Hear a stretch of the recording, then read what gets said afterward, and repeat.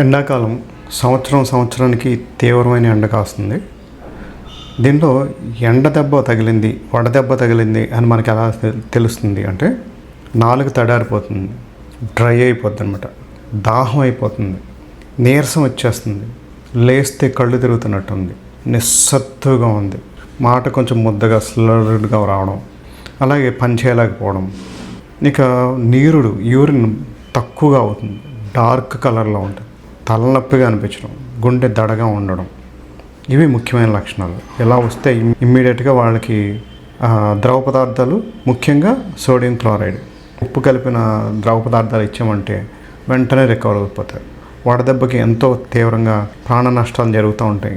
ఇమ్మీడియట్గా మీరు అందరికీ తెలిసేలా చేస్తే వాళ్ళు ఈ వడదెబ్బను పడకుండా, ఒకవేళ మనం ప్రయాణాలు బయటకి ఎండల్లో వెళ్ళినప్పుడు వాళ్ళకి ఈ ద్రవ పదార్థాలు తీసుకోవడం స్టార్ట్ చేస్తే చాలా స్పీడ్గా రికవర్ అయిపోతారు. అసలు ముందు ఆ ఇబ్బందే ఉండదు. అలాగే ఎండలకి పొద్దున్న 10 లోపు కానీ, సాయంత్రం 4 తర్వాత కానీ మీ పనులు చేసుకోవడం మంచిది. ఈ మధ్యలో తీవ్రమైన ఎండ ప్రభావం ఉంటుంది, దాని బారిన పడకుండా ఉండడం మంచిది. Okay, please take care. Bye bye.